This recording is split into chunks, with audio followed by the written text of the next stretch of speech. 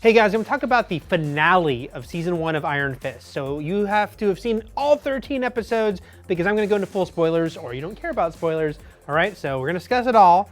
You're still here, but I don't know what there is to spoil really, because to me, this was a lackluster ending to a lackluster season. I wish I could say that, oh man, they really nailed it there at the end.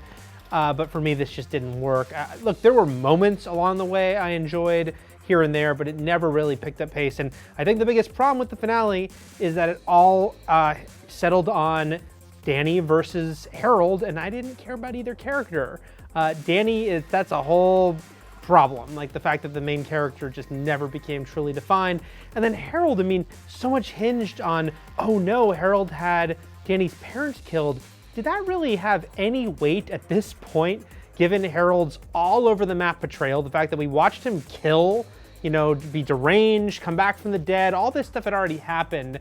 So how is it supposed to now be this extra meaningful thing to, oh no, he's actually a bad guy? That's not a shock, and it wasn't portrayed in any way that would have any impact on Danny, although it's hard to know what will affect Danny given the fact that that character's all over the map. So yeah, you just had two guys fighting it out at the end. There was no meaning or weight to it.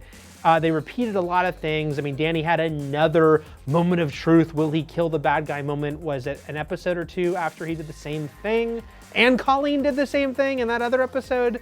So there was a lot of things like, yes, these are beats that we see in a lot of other shows and movies. I'm not gonna fault it for doing it once, but when you do it like 3 times in your last couple episodes, twice with the same character, that's a problem. So yeah, I'm going to keep this short. Jim Vejvoda is reviewing Iron Fist for us. I don't know what he thought of the finale. Maybe he loved it, even though I know he wasn't loving the show. Who knows? He'll have a much longer discussion about the whole season coming up. But I will also say that the very end, I mean, I can get a paraphrase here, but I just gives you an example of where Iron Fist is at, that he had that ridiculous line of something like, we'll make it just in time for afternoon kung fu practice. So goofy, but not knowingly goofy. Just, there was some bad dialogue here. And then the cliffhanger, a very literal cliffhanger, because they're on a cliff and Kunlun, which I might still be mispronouncing, I think I am, has vanished. It's gone. Someone has destroyed it, taken it away. Man, it makes me a little nervous for Defenders. Not too nervous, because Defenders is done by different people, the guys who did Daredevil Season 2, which I actually really enjoyed. But I do kind of hate that Iron Fist, being such sort of the dud of these 4 shows, has the onus of the cliffhanger that we assume will lead into Defenders. It seems like too big a thing that they're not gonna have to deal with it and probably tie in to the greater threat that they face in Defenders.